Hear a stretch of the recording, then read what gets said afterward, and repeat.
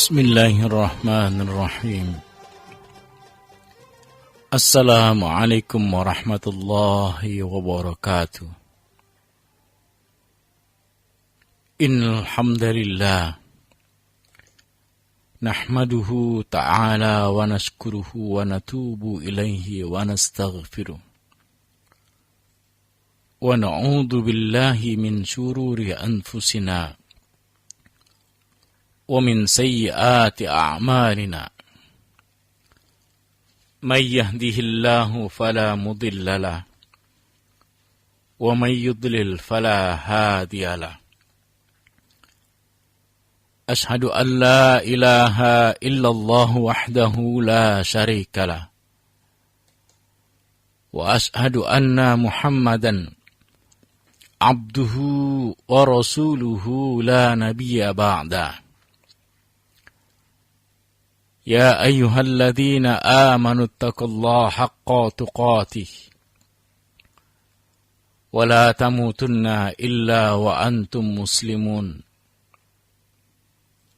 يا أيها الناس اتقوا ربكم الذي خلقكم من نفس واحدة وخلق منها زوجها وبث منهما رجالا كثيرا ونساء واتقوا الله الذي تساءلون به والأرحام إن الله كان عليكم رقيبا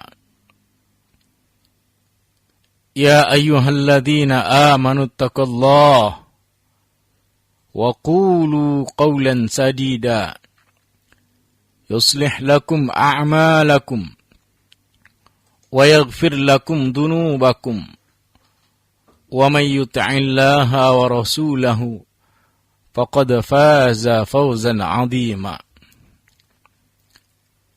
أما بعد فإن أصدق الحديث كتاب الله وخير الهدي هدي محمد صلى الله عليه وعلى آله وسلم وشر الأمور محدثاتها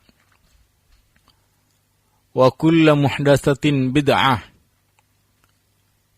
وكل بدعة ضلالة وكل ضلالة في النار فيا عباد الله أوصيكم وإياي بتقوى الله wa ta'atihi la'allakum tuflihun. Saudara-saudaraku, rekan dakta yang dimuliakan Allah,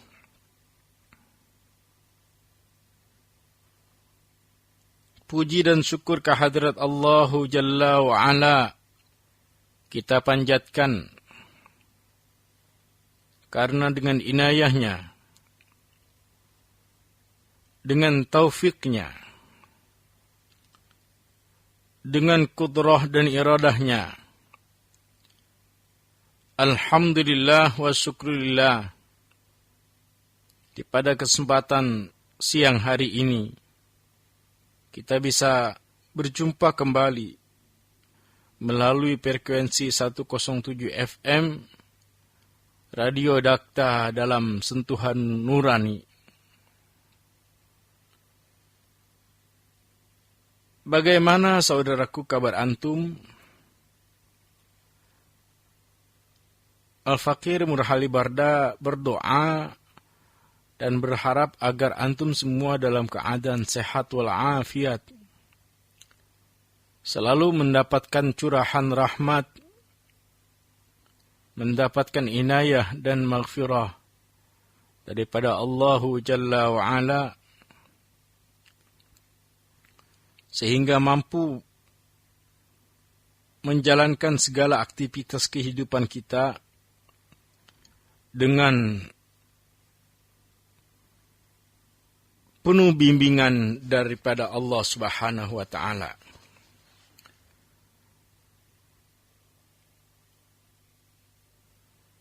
Saudara-saudaraku,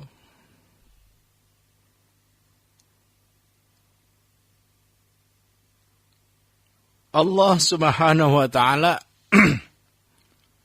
menciptakan kita manusia dengan sangat-sangat sempurna.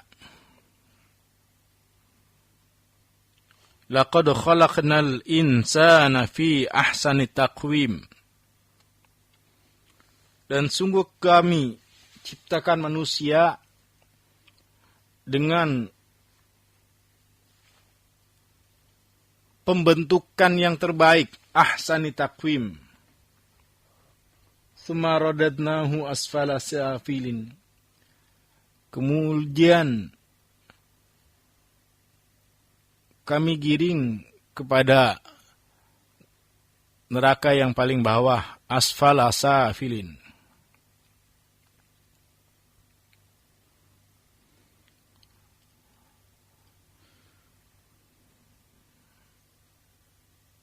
Allah ciptakan kita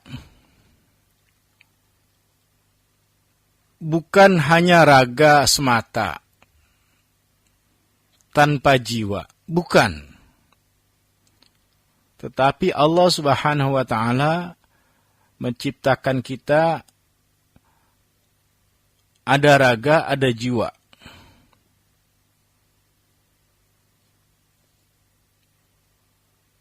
Kemudian Allah hiasi kita pula dengan yang namanya hawa. Atau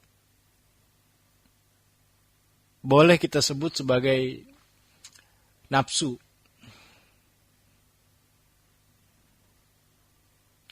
Boleh kita sebut sebagai hasrat.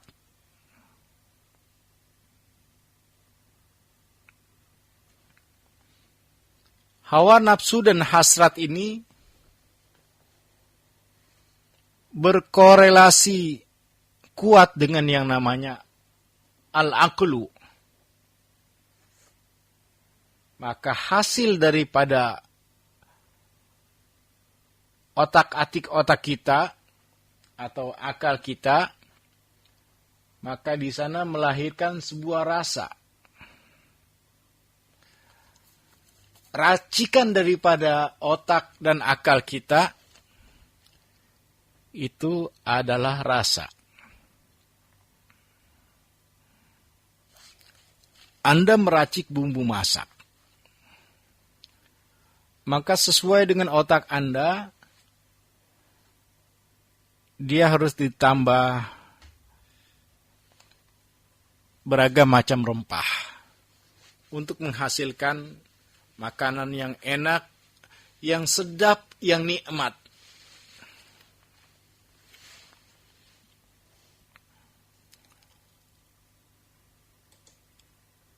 Rasulullah Shallallahu Alaihi Wasallam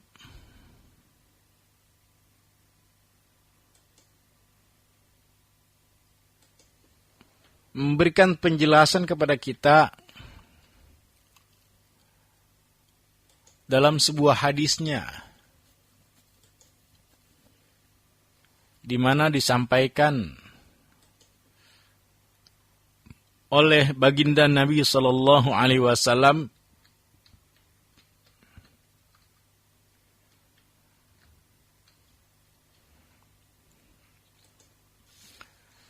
la yu'minu ahadukum hatta yakuna hawahu taba'an lima ji'tu bihi.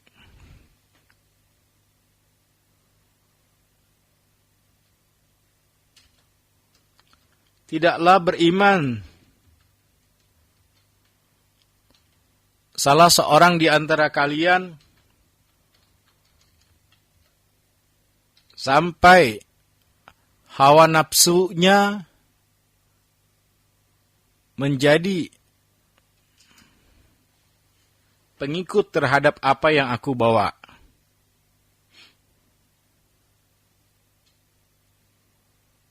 Maka saudara-saudaraku,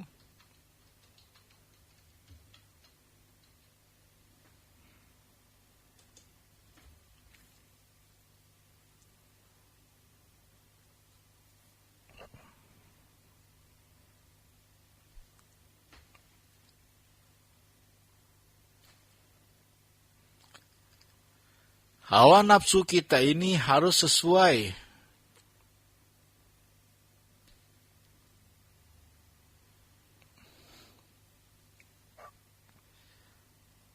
dengan apa yang diajarkan oleh Islam, oleh syariat Allah Subhanahu wa taala.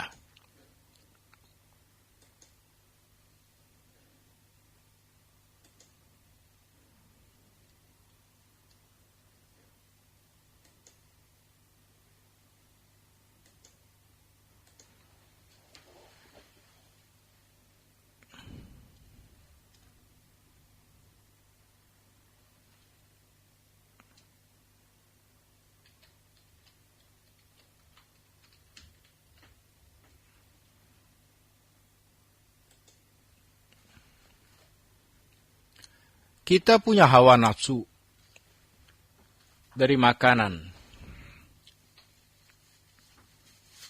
Nafsu kita kepada makanan, maka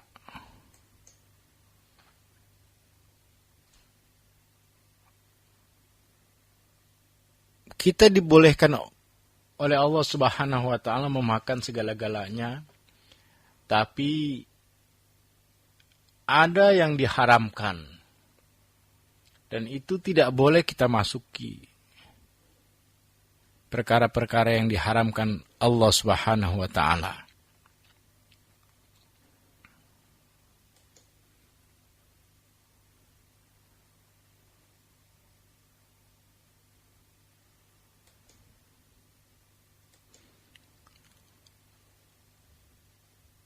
Allah berikan kita landasan, kulu minat thayyibati halalan, makanlah dari yang baik-baik itu dan yang halal. Thayyibat ini perkara yang hak, yang baik, yang cocok buat kita. Toba yatibu itu cocok dan baik serta membuat kita tenang. At-thayyibat adalah perkara yang baik.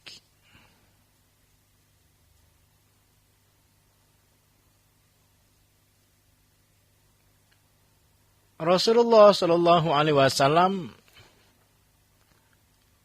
pernah ditawari oleh sahabat yang namanya binatang kadal gurun yang bernama ad-dhabb, yakni kadal gurun.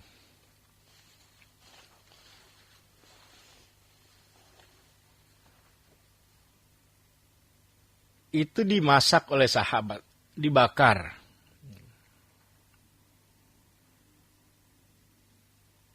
Rasulullah Shallallahu Alaihi Wasallam tidak melarang para sahabat memakan ad-dhabb.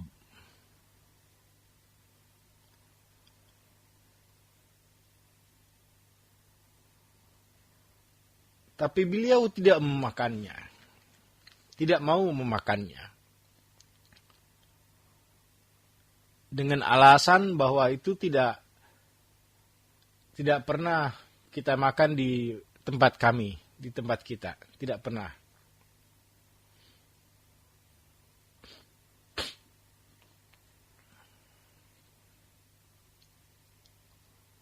Ini bukan berarti diharamkan oleh Rasulullah SAW, karena Rasul membiarkan.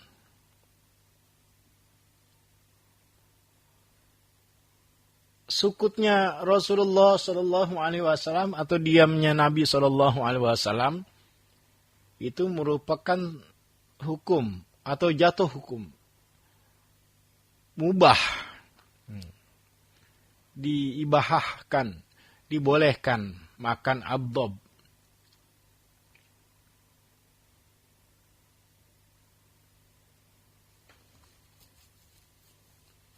sahabat meneruskan makannya sementara Nabi SAW tidak memakannya. Maknanya, saudaraku, ini dibolehkan. Cocok bagi sahabat yang lain, tapi tidak cocok dan tidak baik buat Rasulullah SAW. Akhirnya,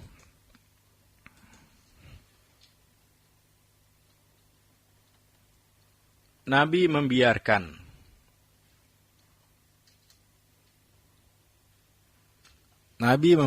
sahabatnya memakan ad-dhab tadi.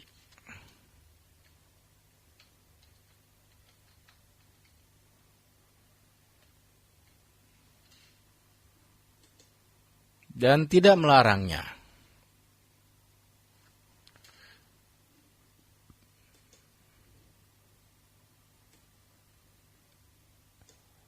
Sahabat melanjutkan makanannya kepada makanan ad-dhab tadi, memakan makanan ad-dhab.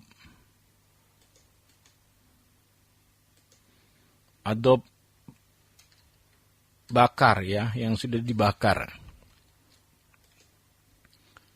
Sementara Nabi SAW tidak memakannya.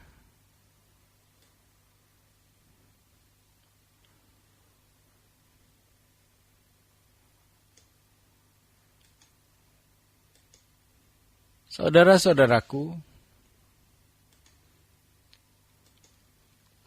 masih banyak perkara-perkara yang halal yang tidak diharamkan oleh Allah Subhanahu wa taala. Silakan Anda makan sepuasnya. Tapi kalau sudah perkara yang haram, Anda harus jauhi. Anda harus hilangkan dari hadapan Anda makanan-makanan yang diharamkan Allah Subhanahu wa taala.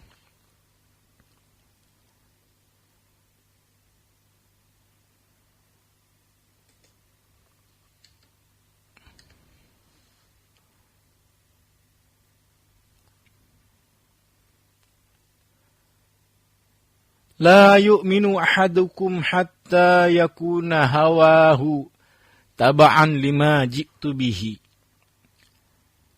Tidaklah beriman seseorang atau tidak sempurna iman seseorang di antara kamu sampai hawa nafsunya tunduk pada apa yang aku sampaikan.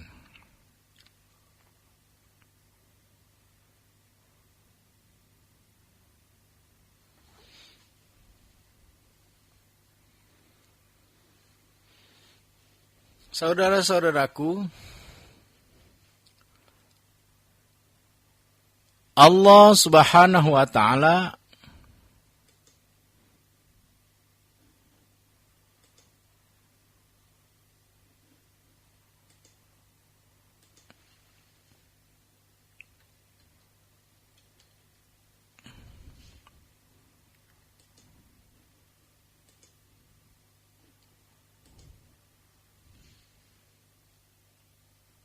telah bersabda dalam sebuah ayat bahwasanya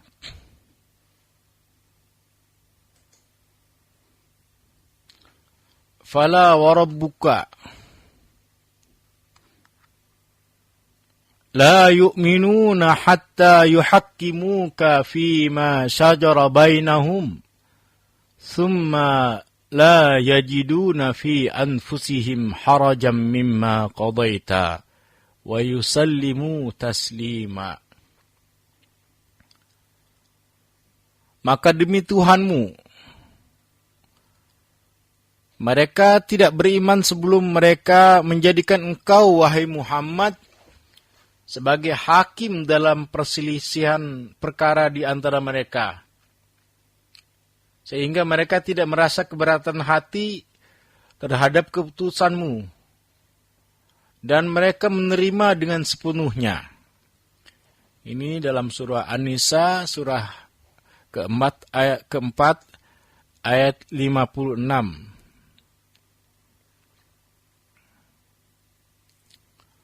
semua harus dikembalikan kepada hukum Rasulullah SAW tentang keputusan yang berada di antara manusia. Jadi kita harus tunduk dan patuh kepada hukum Allah, Rasulullah SAW. Hukum yang bersumber daripada Al-Quran dan As-Sunnah. Sebagaimana dalam hadis disebutkan, aku tinggalkan 2 perkara kepada kalian, yang jika kalian berpegang teguh kepada keduanya, maka kalian tidak akan pernah tersesat untuk selama-lamanya.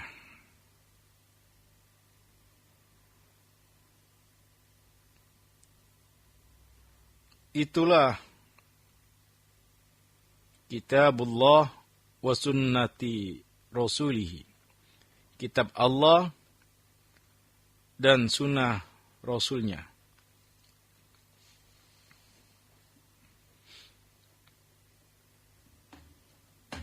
Al-Quran dan As-Sunnah itu menjadi sumber hukum kita. Maka kita harus kembalikan semua-muanya kepada Al-Quran dan As-Sunnah. Jangan kita lecehkan Al-Quran dan As-Sunnah. Jangan kita nistakan Al-Quran dan As-Sunnah dengan pengingkaran kita terhadapnya. Terus lakukan saudaraku. Terus terima segala hukum yang bersumberkan daripada Allah dan Rasulullah SAW.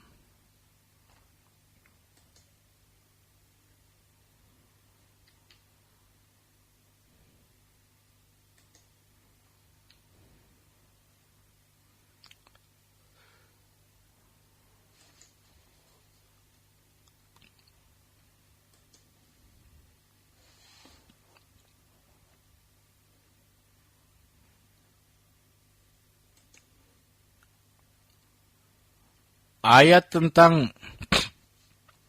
hukum tadi, saudara-saudaraku,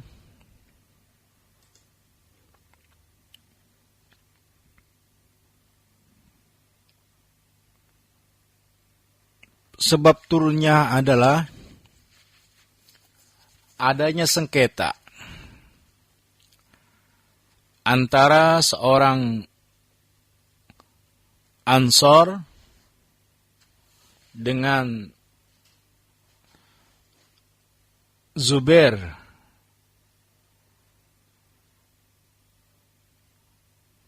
Ini sengketanya dalam masalah air. Lalu akhirnya kedua orang itu datang kepada Rasulullah SAW untuk mendapatkan keputusan.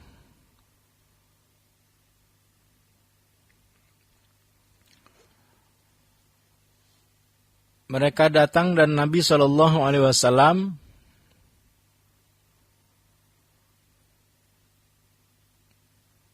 dan Nabi memberikan perintah, wahai Zubair, alirkanlah dan tuangkanlah air itu kepada tetangga kamu. Nabi SAW menganjurkan kepada Zubair untuk bersikap memudahkan dan bertoleransi. Tetapi sahabat Ansor itu berkata,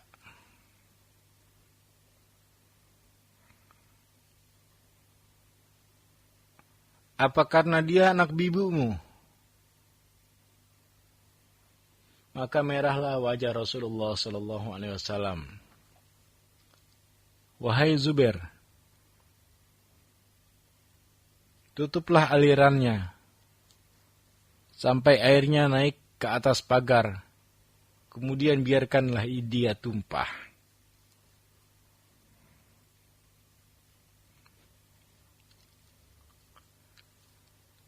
Rasulullah SAW melakukan hal semacam itu untuk memberikan isyarat kepada Zubair bahwa apa yang diputuskan beliau ini mengandung maslahat bagi Ansor.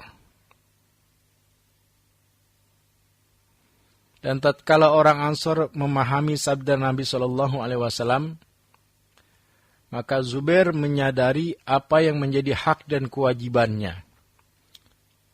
Karena kejadian itulah ayat tersebut turun. Jadi sengketa antara air. Kalau boleh kita ilustrasikan, di daerah Indonesia ini ada seorang yang memiliki sawah. Air di sawahnya ini diminta oleh tetangganya yang punya sawah juga. Tapi kedua-duanya memiliki emosi.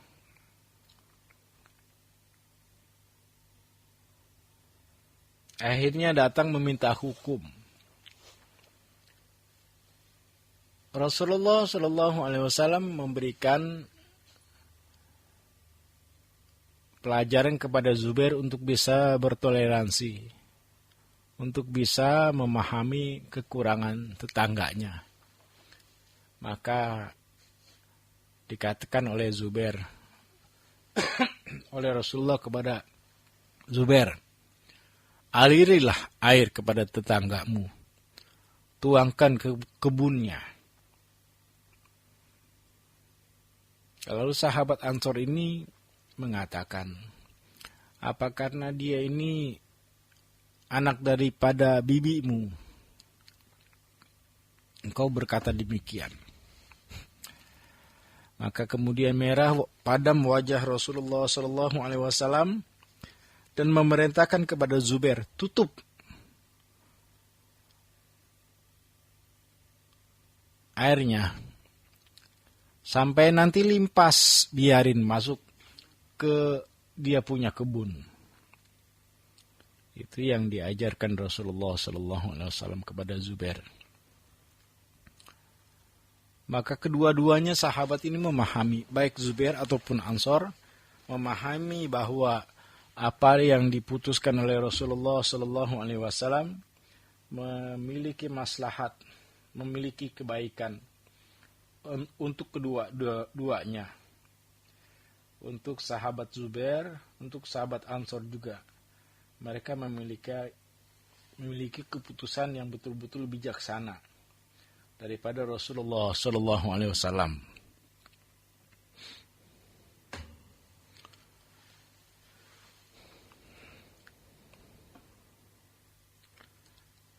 Maka keduanya menerima, saudaraku.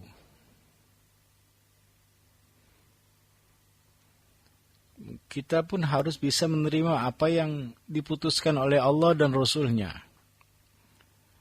Jangan sikit-sikit kalau kita kembalikan kepada Al-Quran dan As-Sunnah, kita dikatakan sebagai anti Pancasila. Bukan itu maksudnya. Bukan. Ya. Kalau orang yang istiqomah kepada syariat Islam itu adalah seorang yang Pancasilais, bukan seorang yang anti Pancasila. Pahami, saudaraku. Seorang Muslim yang baik, yang beristiqomah kepada Al-Quran dan As-Sunnah, insya Allah mereka adalah seorang yang Pancasilais. Jangan Anda katakan mereka anti Pancasila. Itu salah. Apatah lagi Anda memiliki sebuah misi untuk menjauhkan Al-Quran dan As-Sunnah daripada orang Islam. Akhirnya Anda menyebut orang-orang Islam di kampung ini orang-orang radikal, orang-orang teroris. Sudahlah, Anda tidak perlu lagi mengikuti gerakan-gerakan deislamisasi, yaitu menghilangkan Islam dari masyarakat Islam itu sendiri, yang didukung oleh atau dikepalai oleh Ruhut bin Sarpanjaitan ataupun Om Edo. Anda jangan ikuti deislamisasi yang mereka lakukan. Ya. Proyek deislamisasi itu proyek yang sangat-sangat jahat. Proyek menghilangkan Islam dari orang-orang Indonesia. Ini sangat jahat. Kita harus hilangkan.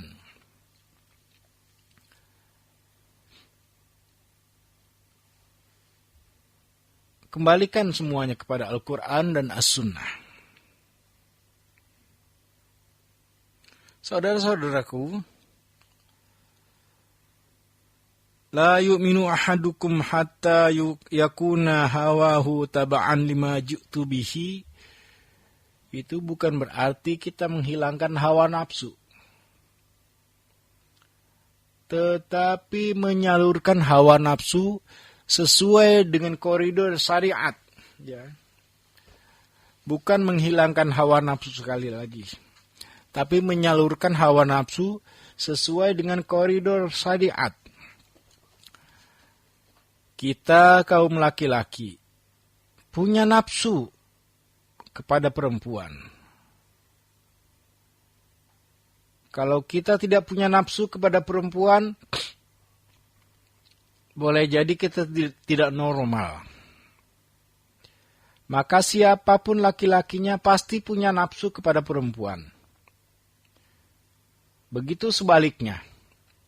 Bohong kalau ada perempuan kagak nafsu sama laki-laki. Bohong. Tapi nafsunya itu kudu dan harus disalurkan melalui koridor syariat. Yang diatur oleh syariat. Harus diatur oleh syariat. Nafsu kepada perempuan harus diatur oleh syariat. Perempuan nafsu kepada laki-laki harus diatur oleh syariat. Kita nafsu memiliki kebendaan, memiliki sawah ladang, memiliki perhiasan, itu harus diatur oleh syariat. Di mana semua ini adalah potensi dasar kita. Zuyyina linnasi hubbus syahawat minan nisa'i wal banin wal qanatil muqantarah minadh dhahabi wal fiddah wal khailil musawwamah ila akhir ayat. Allah hiaskan kepada manusia hubbus syahawat, cinta kepada syahwat, kepada perempuan, kepada anak-anak, perhiasan-perhiasan, emas dan perak, tunggangan-tunggangan, itu semuanya adalah zinatul hayatid dunya, hiasan dunia. Itu semuanya diperbolehkan oleh syariat Islam. Kita dibolehkan memiliki syahwat kepada perempuan, perempuan memiliki syahwat kepada laki-laki. Itu hal yang sangat-sangat manusiawi sekali. Jadi saudaraku, kita harus mau diatur oleh syariat. Rasulullah Shallallahu Alaihi Wasallam bahkan menegaskan bahwasanya fawalladzi nafsi biyadih la yu'minu ahadukum hatta akuna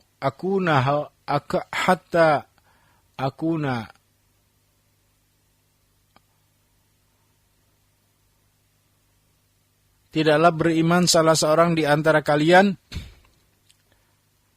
demi jiwaku yang berada di tangannya, tidaklah di antara kamu dikatakan beriman sampai dia lebih cinta kepadaku daripada bapaknya dan kepada manusia dan kepada anak-anaknya. Jadi kecintaan kita kepada Rasulullah Shallallahu Alaihi Wasallam harus lebih daripada kecintaan kita kepada orang tua kita, harus lebih daripada kecintaan kita kepada anak-anak kita, kepada orang lain. Di sini perlu menjadi perhatian saudaraku. Kalau bapak Anda, orang tua Anda, dihinakan, dinistakan, maka sudah barang tentu Anda akan marah. Anda akan emosi. Wajar dong kalau kita emosi dan marah kalau orang tua kita dihinakan, orang tua kita dinistakan. Kita wajar marah, harus marah. Wajib marah bahkan. Nah, kalau Rasulullah SAW yang status cintanya itu lebih daripada orang tua dan anak-anak serta orang lain, maka kita harus lebih marah ketika Rasulullah SAW dinistakan, ketika Rasulullah SAW dihinakan. Kita tidak usah bandingkan antara orang tua kita dengan Rasulullah SAW, karena jauh, sangat jauh. Tapi kita harus posisikan cinta kita kepada Rasulullah lebih utama daripada cinta kita kepada orang tua. Itu yang bagus. Ya. Itu yang bagus. Cinta kita kepada Rasulullah SAW lebih utama daripada cinta kita kepada bapak-bapak kita, kepada ibu-ibu kita, dan kepada anak-anak kita. Hatta akuna ahabba min walidihi wa walidihi wan nasi ajma'in. Sampai aku menjadi orang yang lebih dicintai daripada bapaknya, anak-anaknya, dan juga orang yang lainnya. Itu harus kita lakukan. Kita mencintai Rasulullah SAW melebihi kecintaan kita kepada bapak ibu kita, melebihi cinta kita kepada anak-anak kita dan kepada manusia yang lainnya. Kalau orang tua dihina, sekali lagi saya katakan, Anda pasti akan marah. Dan itu harus marah. Kalau bapak Anda dikatakan brengsek, pasti Anda marah. Kalau Anda tidak marah, saya tidak tahu apakah Anda memang tidak mencintai Bapak atau memang nyata Bapak Anda brengsek. Tapi seluruh orang, ketika orang tuanya, bapaknya dihinakan ataupun dinistakan, dia harus marah. Nah, Rasulullah SAW kecintaannya lebih daripada orang tua, lebih daripada anak-anak. Maka dia harus menjadi diutamakan. Bila mana Rasulullah dihinakan, dinistakan, kita wajib marah, saudaraku. Kalau kita nggak marah, itu ada yang koslet dalam iman kita. Maka tidak sempurna keimanan kita. Harus marah dan wajib marah. Sukma kemarin menyamakan Rasulullah SAW dengan Soekarno.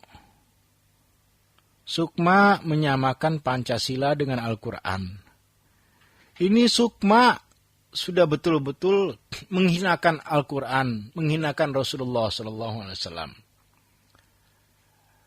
Maka kita harus dan wajib marah kepada Sukma. Nggak peduli dia anak raja kek, dia anak bangsawan kek, anak siapapun, kalau dia menghinakan Allah, menghinakan Rasulullah SAW, maka kita wajib marah. Gimana kalau ada kiai yang menghinakan Rasulullah SAW? Marahin kiai itu. Kita harus emosi kepada kiai itu. Dengan cara, ya kita sesuaikan dengan hukum yang berlaku. Kalau memang secara syariat orang yang menghinakan Rasulullah Sallallahu Alaihi Wasallam itu wajib dibunuh oleh pemerintahan, maka kita harus dorong kepada pemerintah untuk bisa membunuh para pelaku para pelaku penghina Rasulullah Sallallahu Alaihi Wasallam. Itu yang harus kita selalu tekankan, saudaraku. Jadi insya Allah ini sebagai barometer. Dengan adanya orang yang menghina Rasulullah Sallallahu Alaihi Wasallam, Anda diuji. Sampai di manakah kecintaanmu kepada Rasulullah Sallallahu Alaihi Wasallam? Sehingga ketika ada orang yang menghina Rasulullah, mencaci Rasulullah, kamu diam. Berarti kamu masih perlu dipertanyakan keimananmu. Kalau kamu diam terhadap orang yang menghinakan Rasulullah Sallallahu Alaihi Wasallam. Ini ujian bagimu. Ujian bagimu, ujian bagi keimananmu. Dan kamu harus bersyukur diberikan ujian oleh Allah Subhanahu wa taala untuk melihat bagaimana kadar kecintaanmu kepada Rasulullah sallallahu alaihi wasallam. Maka mari saudaraku, hawa nafsu kita salurkan kepada bimbingan syariat Islam. Apa yang disampaikan oleh Allah dan Rasulullah sallallahu alaihi wasallam harus kita ikuti. Hadanallahu wa iyyakum ajma'in. Aqulu qawli hadza wa astaghfirullahal azim li wa lakum wa lisairil muslimin min kulli dzam innahu huwal ghafurur rahim. Subhanaka Allahumma wa bihamdika asyhadu an la ilaha illa anta astaghfiruka wa atubu ilaik. Walhamdulillahi rabbil alamin. Wassalamu alaikum warahmatullahi wabarakatuh.